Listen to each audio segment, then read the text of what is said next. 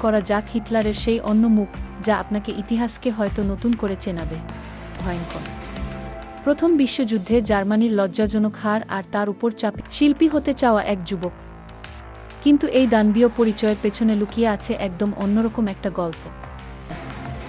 যে যুবক রংতুলি দিয়ে ক্যানভাস রাঙানোর স্বপ্ন দেখত, সে তখন তাহলে কি ইতিহাসটা অন্যরকম হতো? প্রশ্নটা থেকেই যায়। গোপন প্রেম এবং একাকী জীবন, কঠিন রুটিন, এই সব কিছুই তার ভেতরের অস্থিরতাকেই প্রকাশ করে। শিল্পী নাকি ব্যর্থ প্রেমিক? একনায়কের মনস্তত্ত্ব।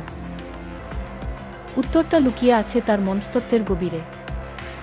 ব্যক্তিগত জীবনের হতাশা, শিল্পী হতে না পারার ব্যর্থতা, আর প্রথম বিশ্বযুদ্ধে তার সবচেয়ে বড় অস্ত্র ছিল তার কথা বলার অবিশ্বাস্য ক্ষমতা। দেন, যা শুধু জার্মানি নয়, পুরো বিশ্বকে ধ্বংসের কিনারায় নিয়ে গিয়েছিল। তখন তা মানবতাকে ধ্বংস করে দিতে পারে।